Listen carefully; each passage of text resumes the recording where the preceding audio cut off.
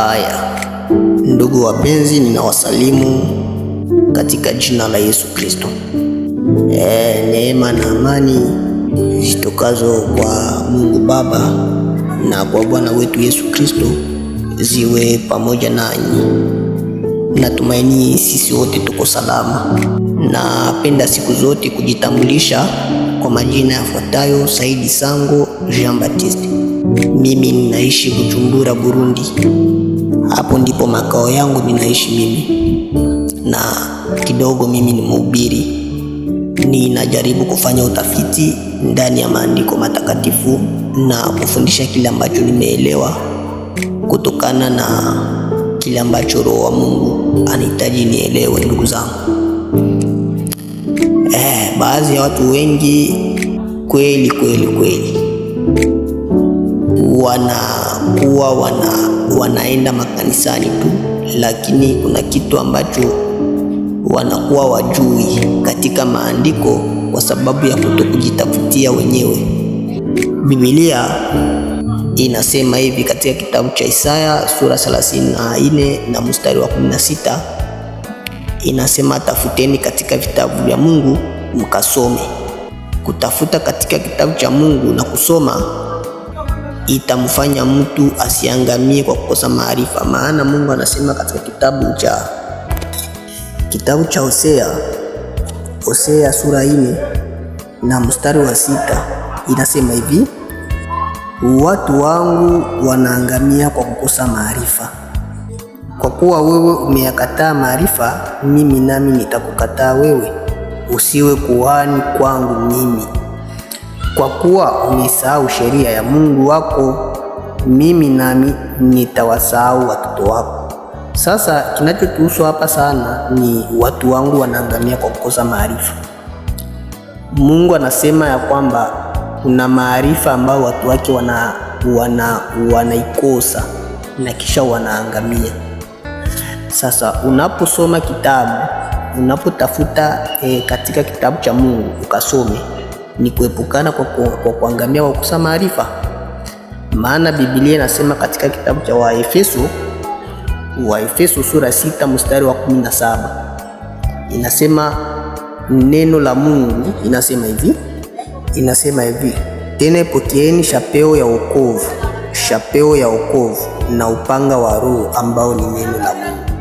Kwa hiyo kama kuna wokovu na kama kuna panga, maana ukisikia upanga unaweza ukakata, sawa. Sasa kila ambacho kinachotuongoza, kutuletea wokovu ni neno la Mungu. Na neno la Mungu kulingana na Isaya sura 34 na mstari wa 16, anasema ni kitabu cha Bwana. Sasa kitabu cha Bwana ni Biblia. Kwa hiyo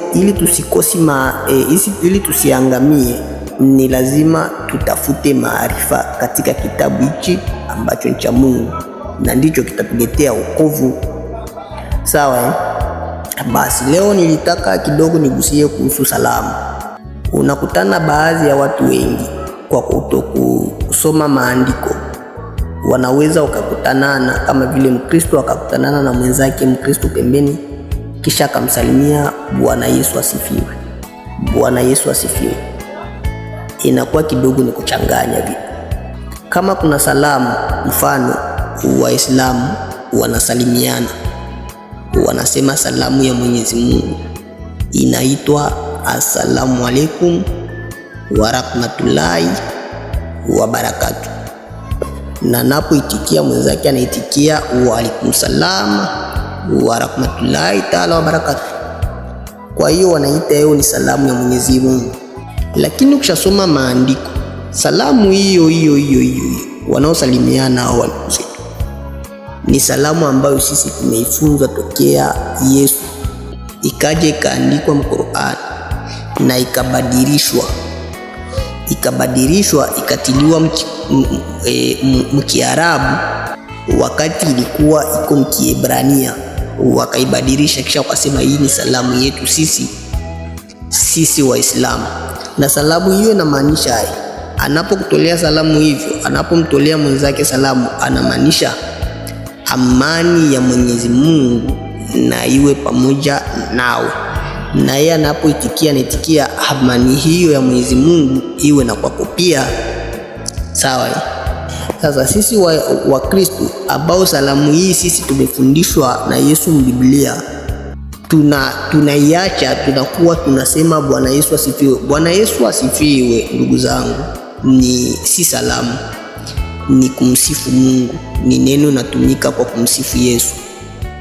Unaposema Bwana Yesu asifiwe, ina maana unamsifu Yesu. Maana mwenzako atakaposikia neno ile ataitikia amena. Amena inamaanisha iwe hivyo kabisa. Yesu maana yake asifiwe, lakini haujamsalimia.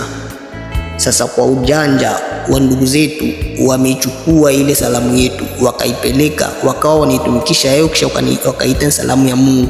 Ila sisi salamu hiyo tumeifunzwa na Yesu. Kwa hiyo nahitaji kidogo tuifafanue katika maandiko. Tutasoma kitabu cha Luka mtakatifu sura 24 na mstari wake wa 36. Tunaanzia hapo 36. Inasema hivi: na walipokuwa katika kusema habari hiyo, yeye mwenyewe alisimama katikati yao akawaambia, amani iwe kwenu. Yesu amewatokea wanafunzi wake pale walipokuwa wakijificha fasi.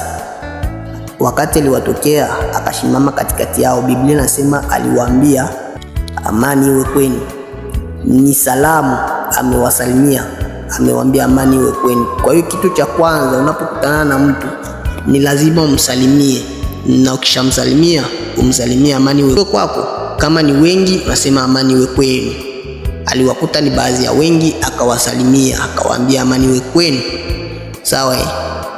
Tofauti na vile gisi Muislamu anaweza kumtakia mwenzake Mkiarabu asalamu alaykum wa rahmatullahi wa barakatuh, inamaanisha amani ya Mwenyezi Mungu iwe nani. Sasa mitume wote waliokuja nyuma walizidi na kuendelea kuwasalimia watu kwa kuwatakia amani. Na mtu anaposema shalom, shalome ni salamu inayomaanisha, ni salamu ya Kiebrania, yani inayomaanisha amani, na inamaanisha mengine tu kama vile utulivu, kutakia mtu mema. Shalome ni Kiebrania, ni neno la Kiebrania.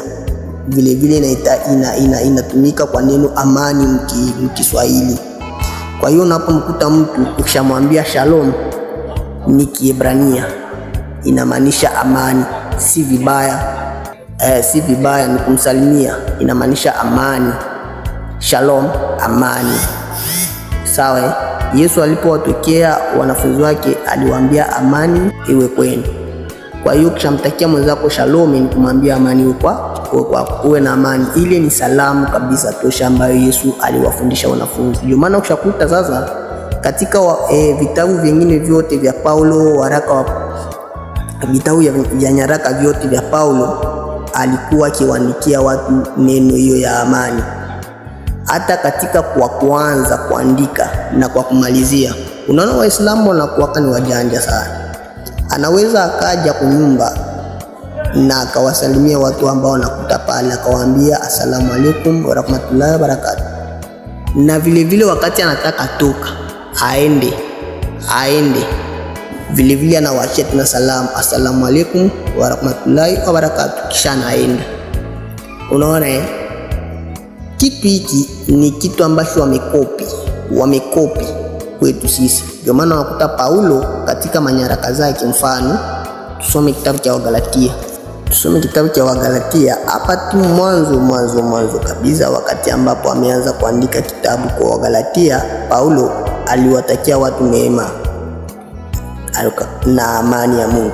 Inasema hivi, tuanzie sura 2, inasema hivi: na ndugu wote walio pamoja nami kwa makanisa ya Galatia, neema na iwe kwenu na amani zitokazo kwa Mungu Baba na kwa Bwana wetu Yesu Kristo.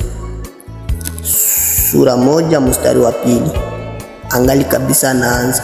Ukitizama na mwisho kabisa, mwisho wa nyaraka hii wa Galatia, sura 6 na mstari wa 18. ni mwisho kabisa, mwisho anafunga kabisa, anafunga yani anafunga kweli. Anasema hivi, anawatakia tena watu amani. Anasema hivi, ndugu zangu, neema ya Bwana wetu Yesu Kristo na iwe pamoja na roho zenu. Amina. Sasa kitu hiki sisi ndio tumefunzwa kwa Yesu. Kile ambacho mitume walisikia na wakakiona, walikuja wakatufundisha sisi. Ndio Yohana anasema kitabu cha waraka wa kwanza wa Yohana sura 1 inasema hivi, hilo tuliloliona na kulisikia twawahubiri na ninyi, ili nanyi pia mupate kushirikiana nasi, na ushirika wetu ni pamoja na Baba na pamoja na mwana wake Yesu Kristo. Sawa Yohana, sawa Yohana sasa nasema kile ambacho walisikia na kile walituona wanatuambia achu na sisi. Sawa, kwa hiyo walisikia Yesu akisema amani iwe kwenu. Ina maana kile ambacho walisikia waliendelea na kuendelea. Ndio maana ukishangalia hata nyaraka zingine zote za kina Petro, kina Yakobo, ukiangalia manyaraka hata hizi ya Yohana, manyaraka zingine zote zilioandikiwa ndani ya Biblia walikuwa wakiwatakia watu amani na neema ya Mungu. Ile ni salamu tosha ambayo inamtuliza Mkristo. Ni salamu inayoleta utulivu. Unamtakia mtu amani ya Mungu. Sasa hawa watu wanapofika kwa mtu, hawa ndugu zetu Waislamu wanapofika kwa mtu wanamtakia amani ya Mungu, wakaisema mkiarabu. Sawa, na anapotoka kwa mtu anamwachia vile vile amani ya Mungu na anaenda. Sasa ukiatazama kitendo hicho walichokifunzwa ni sisi wa Kristo, maana kiko ndani ya Biblia na tumefundishwa sisi. Sasa sisi hatukitumii vile jinsi pasavyo. Ndio maana Biblia inasema watu wangu wanaangamia kwa kukosa maarifa. Hosea anasema sura 4 na mstari wa 6, watu wangu wanaangamia kwa kukosa maarifa. Ni kwa sababu ya kutokusoma kitabu cha Bwana ili waelewe kitu ambacho kimeandikiwa ndani. Tunasikia tu, tunaenda makanisani, wengine wanaenda kwa kucheza tu, wengine wanaenda sababu hakuna kazi hiyo siku, lakini kuna kitu ambacho wanakosa kujua. Biblia inasema hivi, kitabu cha Wakolosai 3:16, Biblia inasema hivi, neno la Kristo na liwe kwa wingi ndani yenu, mkiyatafakari mchana na usiku. Sasa usiposoma kitabu cha Mungu, usiposoma Biblia, ndugu zangu, utatafakari nini? Maana kitu ambacho Biblia inatuambia mkitabu cha Wakolosai 3:16 ni neno la Kristo likiwa ndani yenu, mtayatafakari. Ndugu zangu, tusome Biblia, tusipeperushwe na mafundisho zisizokuwa za maana. Kwa hiyo inatubidi tukue tunajikaza kumsalimia mtu shalom, kumsalimia mtu amani ya Mungu iwe nawe, neema na amani ya Mungu iwe nawe. Ni salamu tosha. Basi Mungu atubariki kwa wazo hili la siku ya leo, na ninawatakia amani ya Mwenyezi Mungu iwe pamoja nanyi mpaka kufa. Amen.